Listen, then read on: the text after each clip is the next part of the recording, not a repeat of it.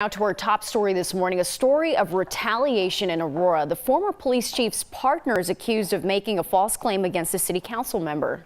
9 News reporter Darius Johnson joins us in the studio with more on this. And Darius, the falsified report claims that the council member inappropriately touched a child. Yeah, Gary, and she resigned after this investigation began. Now, what's still unclear at this time is whether former police chief Vanessa Wilson knew while she was still employed as chief. Arapahoe County deputies say Wilson's partner, Robin Nicetta, who is also an Arapahoe County social worker, filed false sexual abuse claims against Aurora City Council member Danielle Jurinsky in January. The complaint alleged Jurinsky of inappropriately touching her own 2-year-old son. Court records accused Nicetta of filing the report in retaliation after Jurinsky said this on a radio talk show. If you want to quote something, Chief Vanessa Wilson is trash. Wow. Okay. Deputies say Nicetta filed the false report anonymously 1 day later. According to documents, she told Human Services that she was an employee at one of Jurinsky's restaurants and she saw her sexually assault her son. Jurinsky shared her emotions about the false accusations in public on Monday afternoon. So every other attack that has come my way, I can handle on my feet, and I can fire back and I can fight back. You involve my child and it brings me to my knees.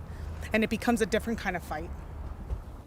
Human Services ultimately determined Jurinsky did nothing wrong and the case was ultimately thrown out. Investigators traced everything back to Nicetta. Jurinsky says it brings her peace to know who did this and that justice could be served. Jurinsky is calling for former Chief Vanessa Wilson to be prosecuted if she knew about this while she was still employed with the city of Aurora.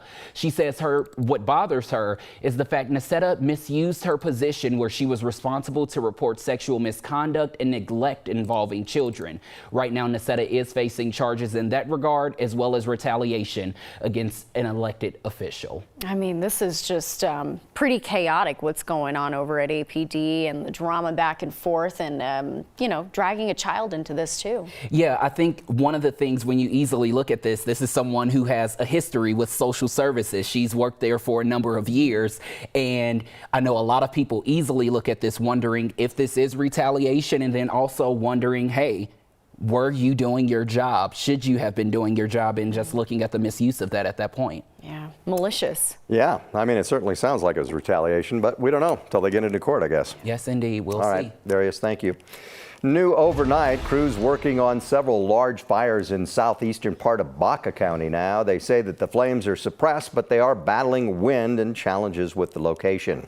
And in Teller County, county commissioners say fighting the High Park fire could use up all of their money for the entire year. They say 5 days of firefighting has already cost about $2 million.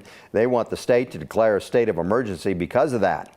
That fire, by the way, is 37% contained right now. So far, it's burned about 2.5 square miles west of Cripple Creek. Deputies in Bend County arrested a man they say started a big fire outside Los Animas last month. The Fort Lyon River fire burned 2 homes and nearly 3,000 acres. The Bend County Undersheriff says a code enforcement officer with Los Animas County turned himself in. He's now facing 3 felony arson charges. Next year, firefighters will have extra support from the air. Yeah, the state's new Firehawk helicopter just arrived in Colorado. Right now, technically, it is a Black Hawk helicopter, but United Rotorcraft in Englewood, they take the military helicopters and they convert them to fight fires. We got an inside look at that facility last summer. They put on new landing gear onto the chopper and they add a big water tank. When it's finished, the helicopter is able to do drops at night, or during the day, of course. It can also fly at higher altitudes and carry more water than a normal helicopter. The State Division of Fire Prevention and Control says that this chopper should be ready to fly in February. Colorado Springs burn ban is now in effect. That restricts any kind of burning that doesn't have an on and off switch. So unless it's gas or propane fire pits or grills, pretty much a no-go. Summit County has a fire ban that's going to start on Memorial Day.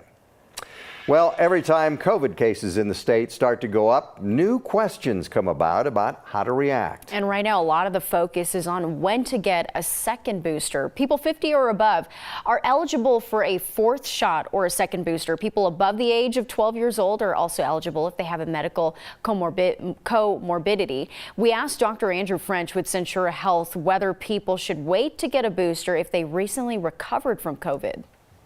If you have had COVID recently, then the recommendation is really to wait that 3, probably 4-month time frame before considering getting that second booster or that fourth dose.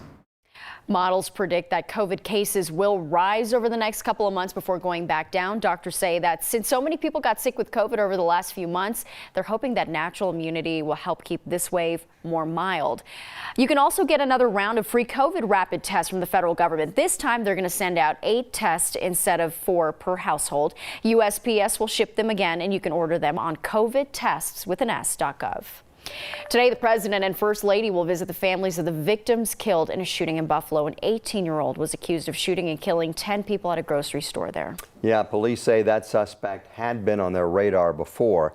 Police say the suspect visited the grocery store back in March and again a day before the shooting. He wasn't from that area. Investigators say he targeted the store as a racist plot because he knew that it served a majority black people. New York does have a red flag law where a judge could require somebody to turn over their guns and prevent them from buying new guns if they're considered a danger to themselves or others. Now, police say the suspect did make a threat last year, but they claim it was not specific or actionable. This story and others about the shootings across the country could be very triggering for people here in Colorado. If you need help, if you need to talk to somebody, there is help available 24/7. The number for the Colorado Crisis Hotline is on your screen. It is 1-844-493-TALK. We also have this information on our website, 9news.com. You can get it anytime. And one thing you want to know about the weather today is going to be another warm one with low to mid 80s and a chance for a shower or thunderstorm this afternoon. Tomorrow, a few degrees cooler, upper 70s, lower 80s with less chance for storms.